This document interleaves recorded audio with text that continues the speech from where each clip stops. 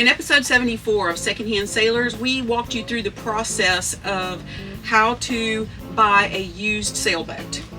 We strongly recommended, and we still do, that getting a survey before you hand over any money is a very good idea, and we still think that you should do that. We did, however, have some viewers comment in the comments section talking about skipping the survey or talking about using an AI app to take care of that for you and to avoid using the Marine Surveyor by just taking care of it with an app.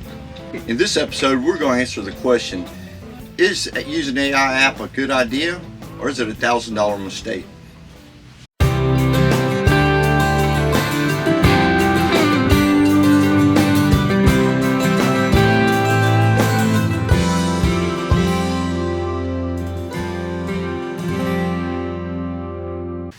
Right now, a new wave of sailboat buyers are trying to use AI apps or drone footage or even downloadable checklists, Or your buddies.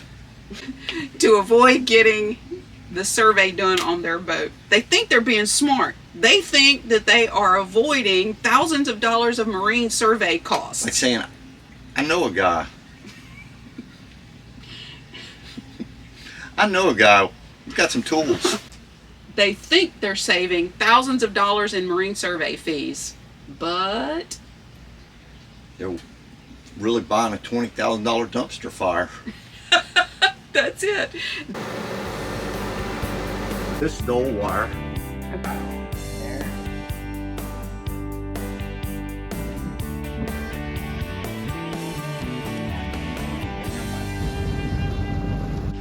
The philosophy of the Secondhand Sailor is simple. The easiest way, the most inexpensive way to get out at sea and to life at sea is by buying used. However, there's a big difference between being budget conscious and being delusional. In 2026, a comprehensive pre-purchase survey is going to run you about $25 to $35 a foot for a used sailboat. Now, for a 35-foot sailboat, like the one behind me, that's going to cost you about $1,000, maybe $1,500. Bypassing that fee to save money is a huge mistake. Big mistake. Here's the reality. A computer can't sound a fiberglass hull and check for delamination like a marine surveyor can. And an app won't be able to put its weight on a seacock and manually move it to see if electrolysis has affected it to find its failing point. Because if this seacock fails, the boat is sinking. An AI can't smell burnt transmission fluid or motor oil. Today we're breaking down the math of the false economy, how to hunt down a surveyor who will actually fight for you, the red flags that mean you're hiring the wrong person, and exactly what to expect when survey day arrives. Now let's get started. Let's talk cold, hard numbers. When you buy a used sailboat, your emotions are your worst enemy. You fall in love with the woodwork, the layout, and that dream on the horizon. If you skip this survey, this is what you're gambling against. First, wet core. If water gets into this balsa core that's sandwiched between the deck and the underside, it's going to rot. Surveyor catches this in 2 minutes with his moisture meter and a hammer. Can your AI do that? The cost to cut open, scoop out all the wet wood, and re-glass that deck is going to cost you thousands, whether you choose to do it yourself or even more if you choose to hire a professional to do it. Second is chain plates. This is a chain plate. It starts here on the deck and extends down through the hull and attaches down below, and it holds up your mast. Now these need to be inspected above deck, and down below. You need to inspect these all the way down, behind cabinetry, wherever they're hiding.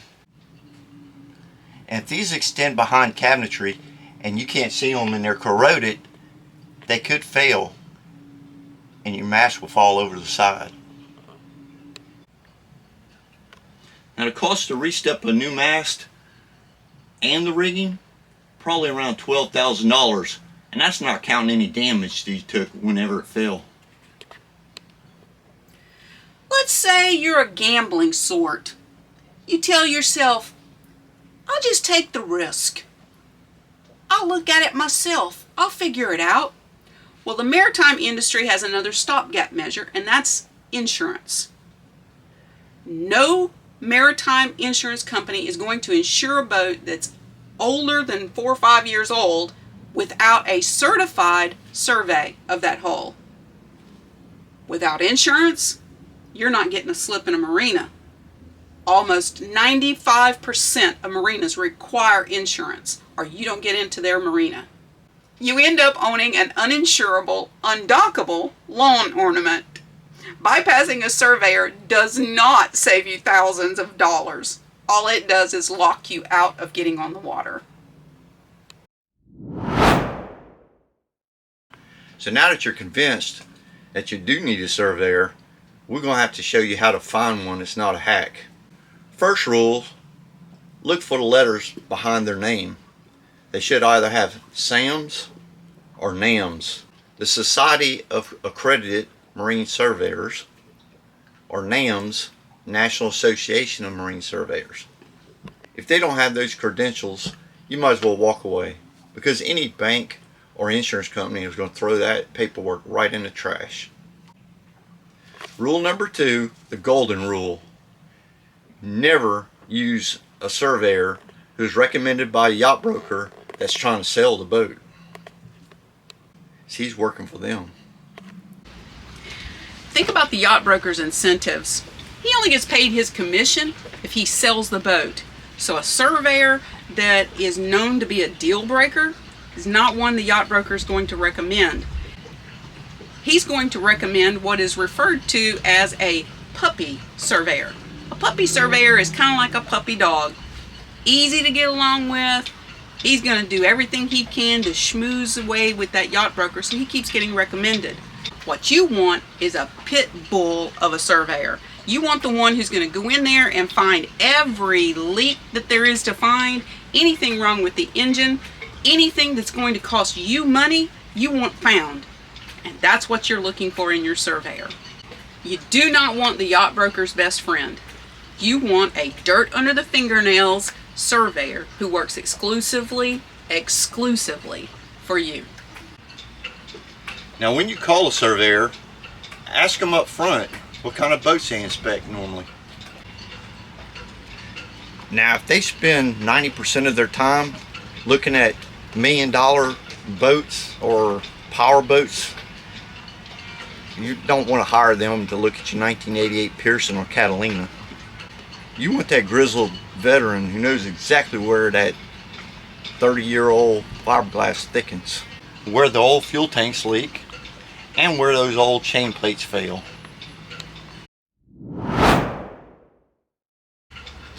Before you turn over your hard-earned cash to a surveyor, you need to vet them and make sure that you've selected the correct one. We've set up 3 red flags that we think you need to look for when you're hiring your surveyor. When you hire a surveyor, ask to see a sample report of something they've done in the past. If they show you a generic 3-page little summary and something that says the hull looks satisfactory, that's not the surveyor that you're looking for. Fire them immediately.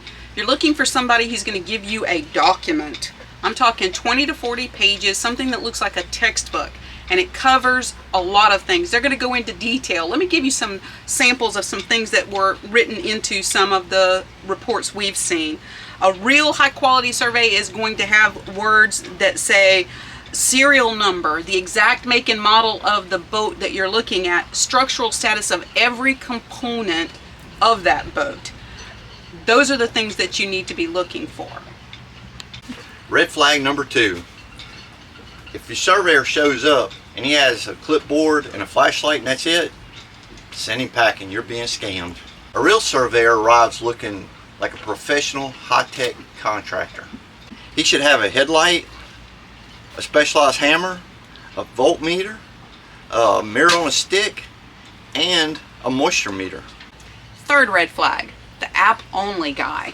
If he shows up bragging about this automated remote assessment tool that he uses that keeps him from having to crawl into those spaces and get dirty, we don't need him. He is not going to get in there into the nooks and crannies and look for all of the problems that are there. You want somebody who's going to get down in there and dig around where the spiders live. They've got to, if they're going to find everything that's wrong with the boat. Software is a tool for logging data. It's not a human being, and it's not for human things that have to be dealt with human senses. Smell, hearing, sight, and touch. All of those things have to be done by a real life person.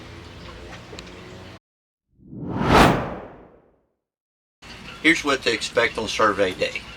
The survey is a 2-part process. First part being on water.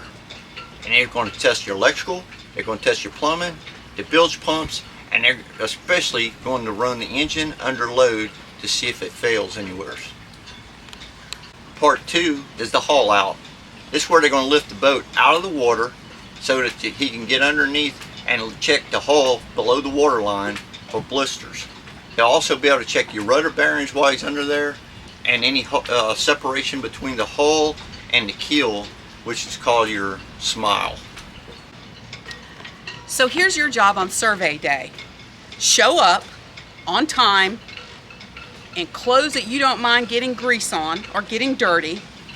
Bring a notebook, something to write with so that you can take notes, and then generally just stay out of the way. Let the surveyor do his job. Don't shadow him and try to be right there asking lots of questions while he's trying to count all the stringers and make sure everything's accurate. Let him focus on his job and do it objectively. Then when he takes a break, you can ask him for a quick summary and he can tell you some of the points that he's found already. Now, a few days after the inspection, you'll get a final report. Don't panic. Every secondhand boat you get is going to have a list that looks a mile long. That's normal. Your job's to ignore the chip paint, gel coat, and cosmetic things. It's conversational. Just work with me. Your job's to ignore that. Your job's to ignore the little things like chipped gel coat and paint or torn fabric. Look for the structural issues, major issues. They'll be labeled as Category A, safety and structural findings. This will be things like a leaking propane tank or a fuel exhaust that's not working properly, or what else might it be? Too many battery cables on one battery. That's a good one. Category A is your ultimate leverage. These are the ones that the bank or the insurance company, either one, are going to force you to fix anyway. Use those when you're renegotiating the price to negotiate down to get a better deal on your boat. So you take the SAM certified survey back to the seller and you say, look, it's got $3,000 worth of damage that I'm going to have to correct. So we'll need to negotiate down $3,000 off your price. Because you can't even get it insured until that work is done. So that's a reasonable request of anybody. 90% of the time, the seller will drop the price. Which means that $1,000 survey at this point didn't cost you anything. It's already saved you $2,000, right? The best way into sailing is secondhand. Hire a surveyor, get the facts, protect your wallet. Take Big Daddy's wisdom. Save you money. If you've ever bought a boat and didn't hire a surveyor, that was just wrong. But if you did, and then something happened, tell us about that in the comments. If there's ever been anything missed when you bought, something that you overlooked or somehow got past something, Let us know about that in the comments. What disasters have you encountered? Oh, we'd love to hear them. Yes. We love them. If there's something we didn't discuss about the value of hiring a surveyor, mention that also in the comments, because you never know, somebody else reading those comments takes a lot of the advice that's left there. And if you've seen any value with this, let us know. Please give us a like. Yeah, give us a like, leave some comments. And if you've not already subscribed to this channel, what are you waiting for? It's still free. Until next week, remember, tell your mom and them Turner said hey.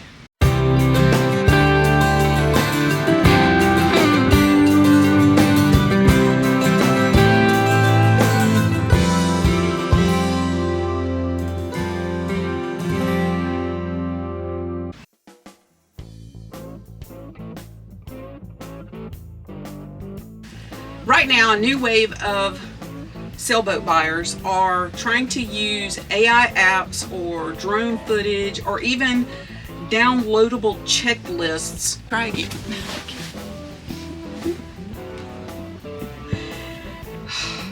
Today, people are trying to use these apps. They're crap. Stop it! You can't do that. An app can't physically blah blah blah blah blah. Today's generation of sailboat. Today's generation. And here's the reality: a computer or AI cannot. What is it? I've done messed up. I had it in my mind, but it took too long messing with it.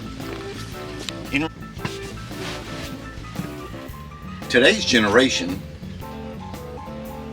Yes? Do tell. They're trying to use these AI apps. The cost to cut out. No.